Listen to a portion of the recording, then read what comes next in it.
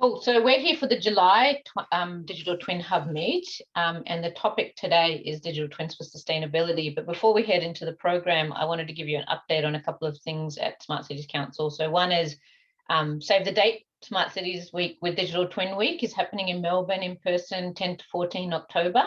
We've already started programming that out, and the idea is to bring the two key themes together in our two focus areas, which is really about place and data. So that brings the two together. So save the date for that and watch out for some more. We've got a social post going out today just to sort of make the announcement that we're kicking off. And then there'll be opportunities to get in touch with us if you're interested in being part of that event and attending.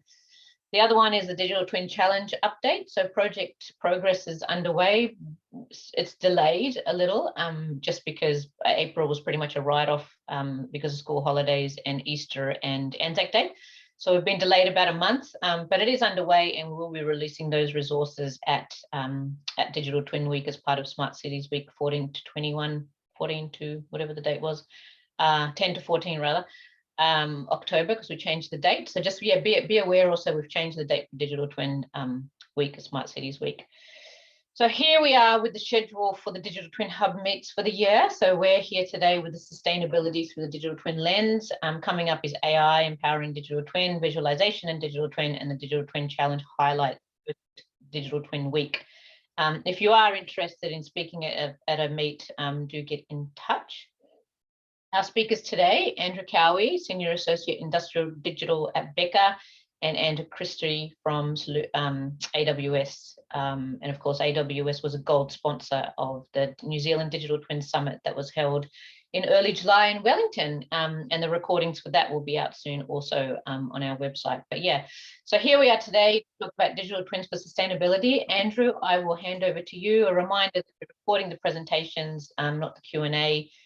Cameras off and audio, cameras on or off, but audio definitely off unless until after the presentations. So thank you, Andrew, take it away. I'll stop sharing now. Thank you very much. So I'll just share my screen here.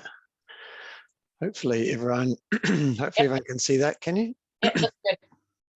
So, great to be here.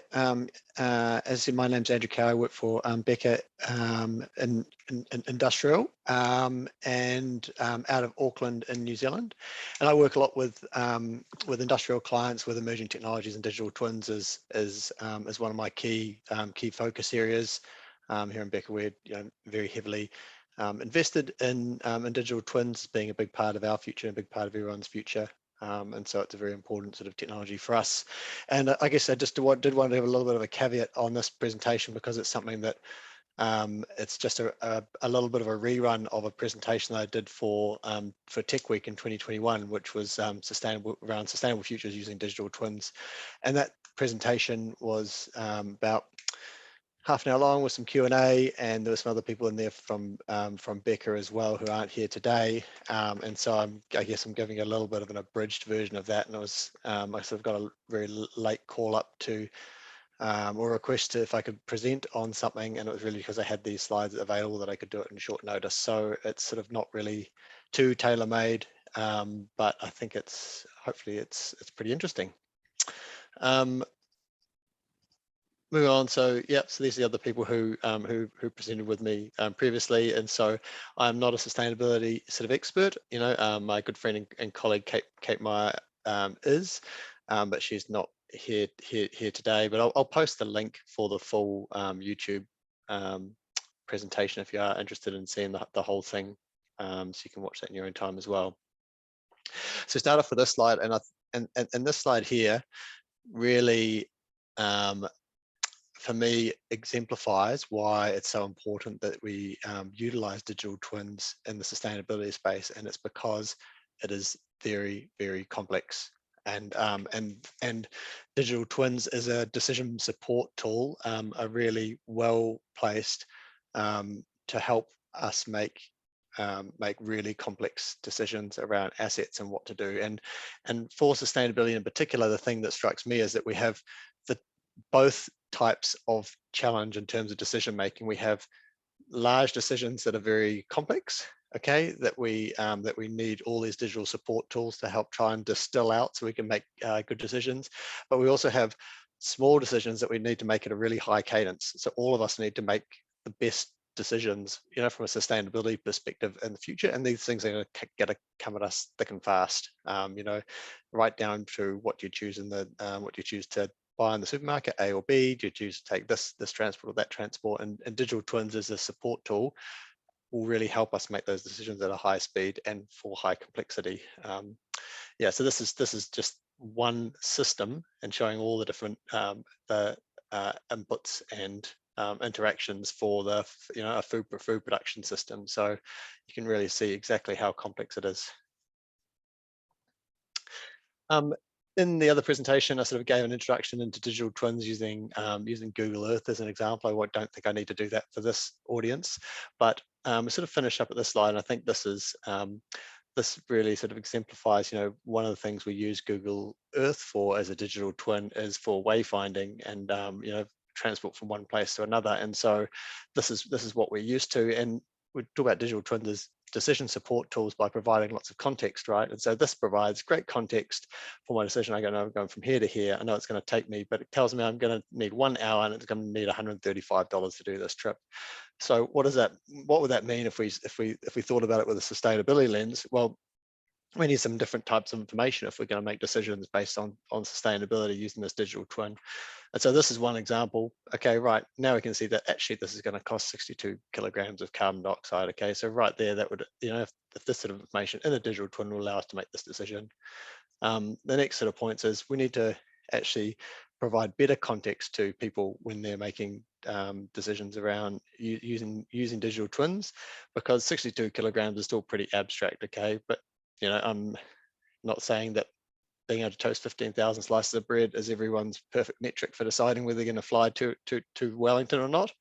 But putting the information in the way that's going to drive the outcomes from a sustainability perspective is going to be really important for digital twins within sustainability. We need to present people with information that makes sense to them, that they can make decisions really fast from.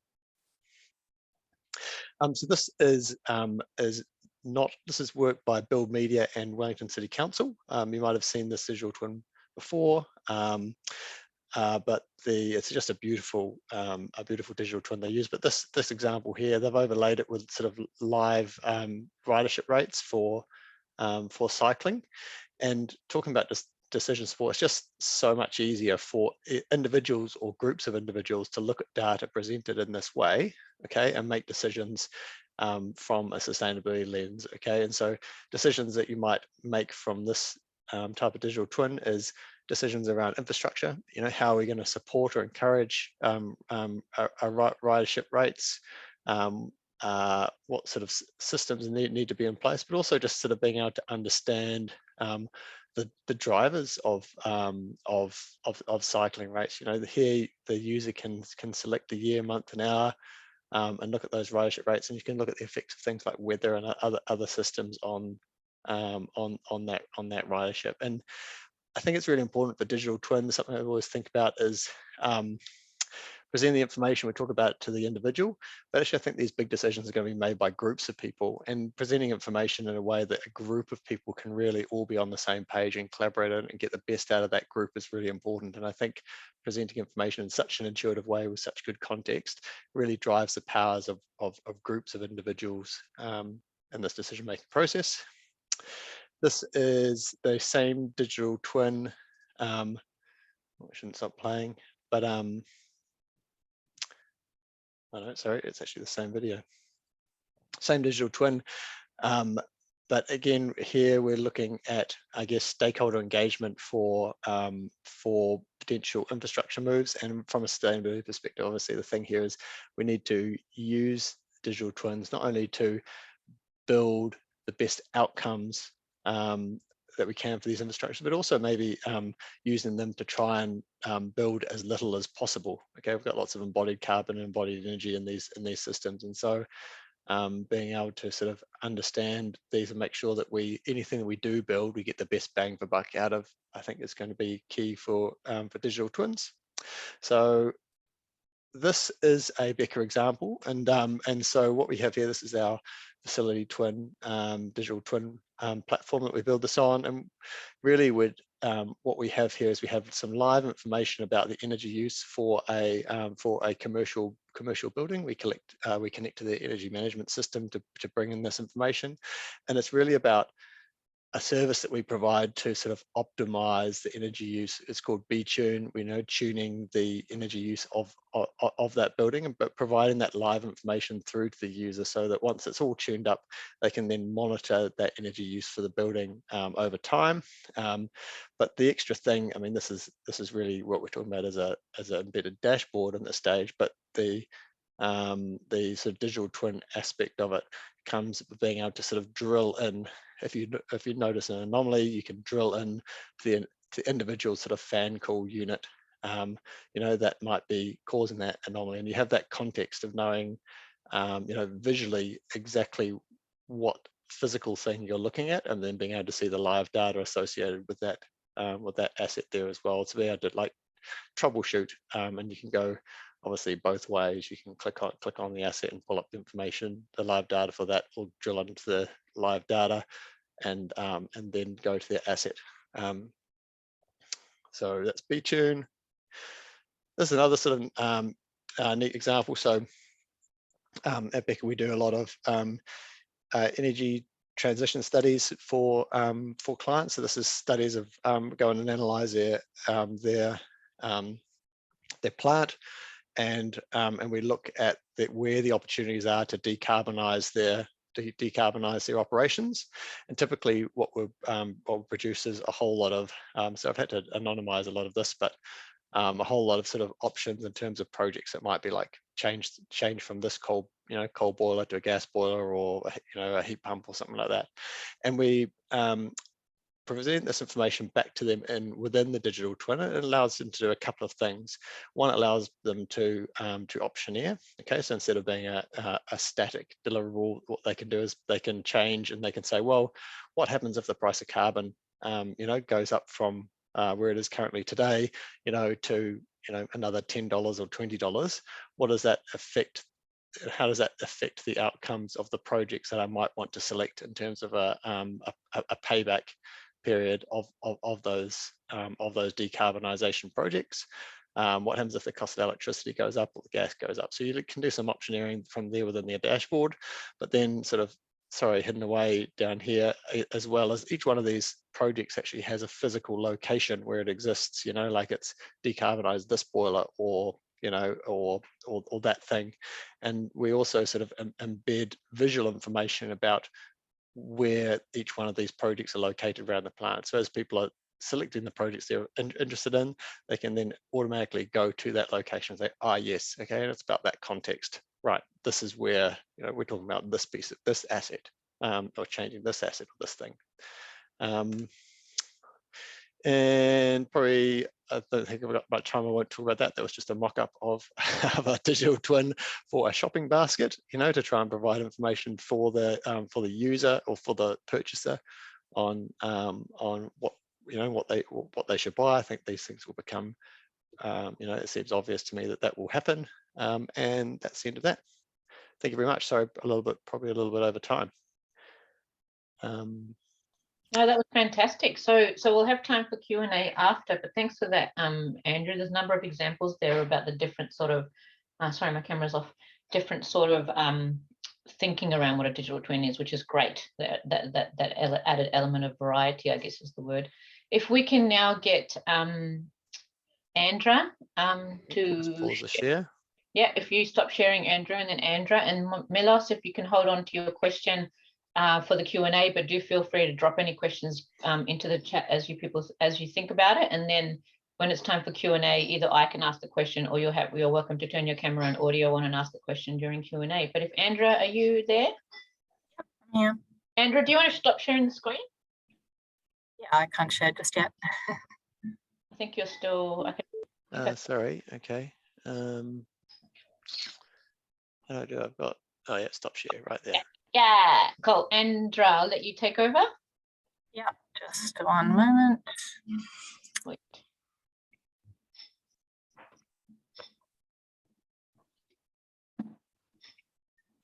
I hope everyone can see my screen. Yeah, not in presentation view, just like in, yeah. You have to click it multiple times before it actually works, right? There we go. Brilliant. Thanks, Sandra. No worries. I won't leave my camera on purely because I've had dodgy connectivity from the Yeah, office. that's fine. Yeah. But for anyone that I haven't met, my name's Andra Christie.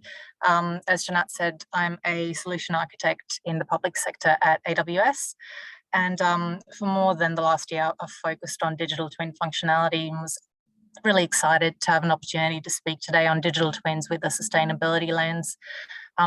We really think that innovation is key to achieving the sustainability goals, whether it's decarbonisation of operations, water conservation, and things like that. And addressing that through technologies that drive sustainable transformation is really key.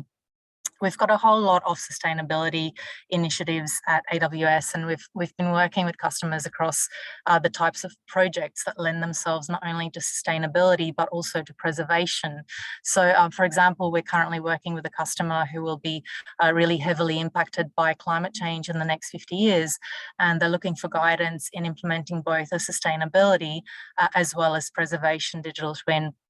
There's other use cases that might seem kind of less urgent and exciting, but pretty much all of them include a sustainability, well, I should say sustainability as an integral part of the overall project. So of course, they're still really important to highlight.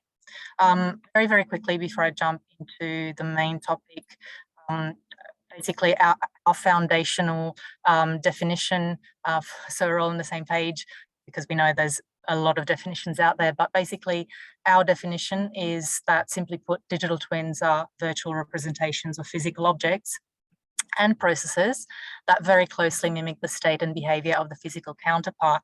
But the most important part is that they're built to solve specific challenges. We know they've been around for a really long time.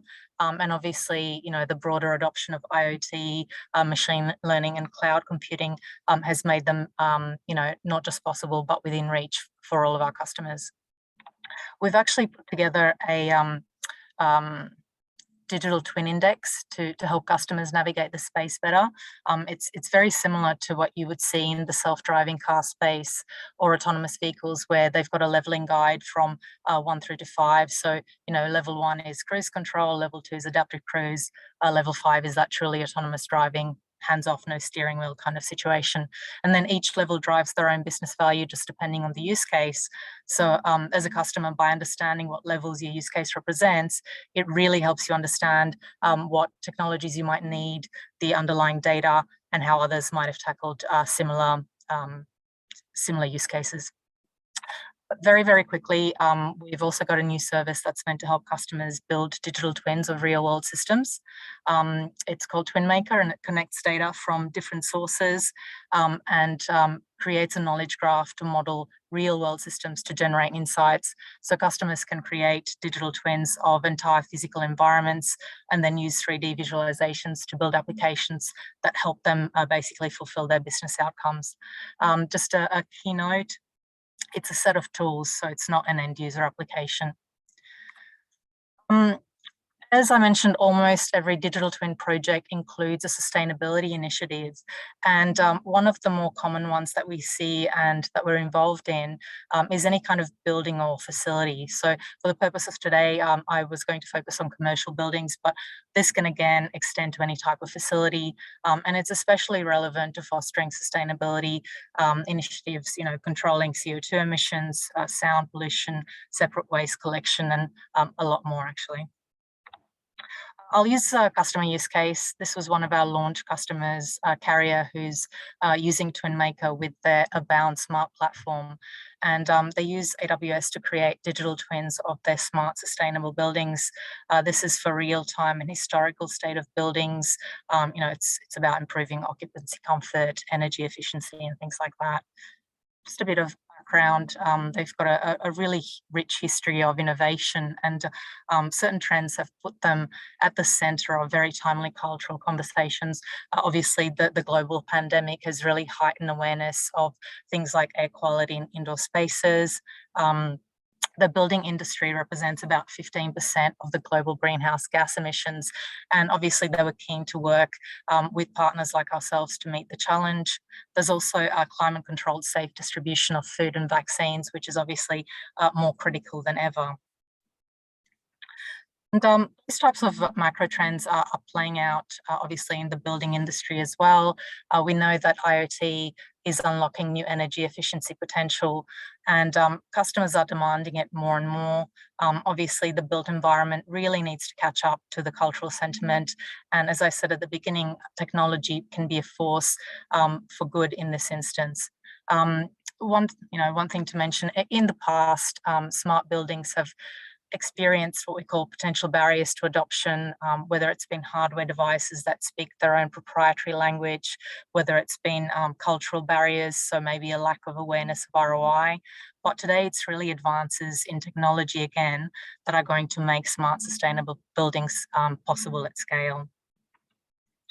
So Carrier is a balanced smart platform, uses TwinMaker to create digital twins, as I said before, real-time and historical state of buildings. That one should have started playing. So it's not, still not playing, apologize. Yeah, doesn't like me. Never mind, this was supposed to be a cool video. I can share it after this. So it wasn't only around increasing visibility into things like performance and trends or decreasing service costs, but it was also around the sustainability factor. So, running equipment more efficiently and sustainably, reducing energy, CO2 emissions and things like that. Just another view around the improvement of the carbon footprint and recommendations on, what you can do around reducing the carbon footprint. I've got one slightly different use case from another customer. So CCI wanted to wanted help from us to transform 26 bottling plants through building digital twins. And they really wanted to use their digital twin to develop solutions that wouldn't just improve asset optimization, but would also enable sustainability, avoid downtime, and bring a lot more intelligence to their manufacturing process. So once they implemented their digital twin, they've improved environmental sustainability of their processes. They were able to save about 20% on energy annually across all of their plants. And they were also able to save 9% on water annually, plus an estimated 34 days of processing time. So thank you for your time. This was really just a quick insight and snapshot into some of the digital twin use cases that we've been working on. I guess the message that I would like to leave you with is that every single digital twin project can and should contain a sustainability initiative. And from what we're seeing, these are becoming really more prevalent use cases rather than add-ons or afterthoughts to digital twin projects.